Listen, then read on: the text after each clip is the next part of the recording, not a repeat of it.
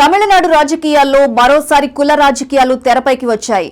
పట్టాలి మక్కల్ కచ్చి వ్యవస్థాపకుడు డాక్టర్ ఎస్ రామదాస్ ప్రకటించిన 100 రోజుల పాదయాత్ర రాష్ట్రంలో కొత్త చర్చకు దారితీస్తోంది. ఈ యాత్ర వెనుక అసలు ఎజెండా ఏంటి?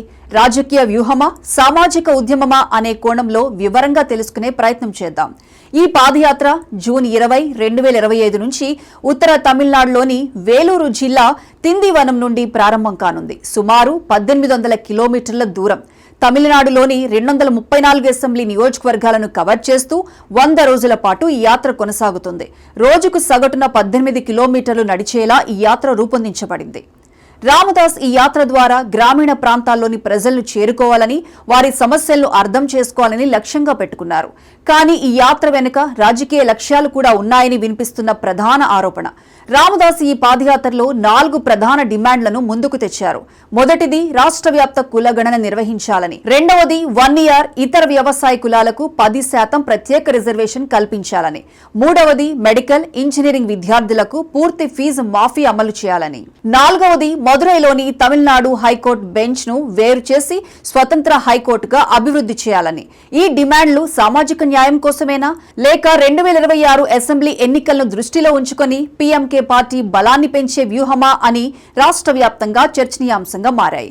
పీఎంకే పార్టీ 1 ఇయర్ కులానికి ప్రాతినిధ్యం వహిస్తోంది. ఈ కులానికి చెందిన ఓటర్లు ఉత్తర తమిళనాడులోని అధిక సంఖ్యలో ఉన్నారు. అయితే గత ఎన్నికల్లో పీఎంకే ఓట్ షేర్ తగ్గుముఖం పట్టింది.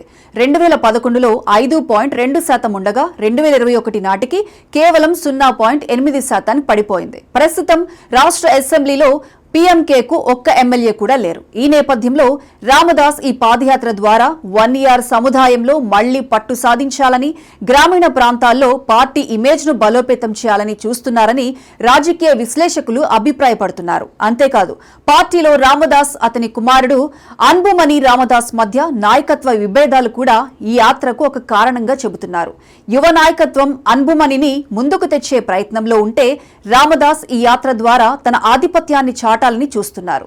అధికార డీఎంకే ప్రభుత్వం ఈ యాత్రను కులాల మధ్య విభేదాలను రెచ్చగొట్టే ప్రయత్నంగా విమర్శిస్తోంది.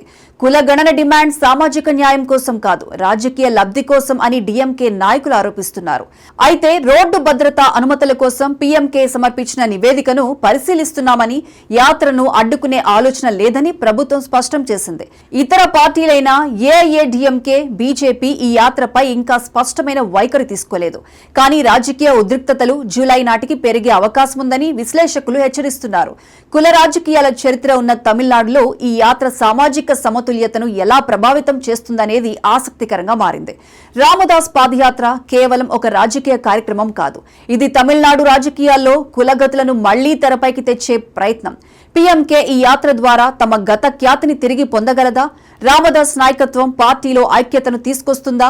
ఈ ప్రశ్నలకు సమాధానాలు రానున్న కొన్ని నెలల్లో తెలిసే అవకాశం ఉంది. 2026 ఎన్నికలకు ముందు ఈ యాత్ర తమిళనాడు రాజకీయాల్లో కీలక మలుపు తెచ్చే అవకాశం ఉంది.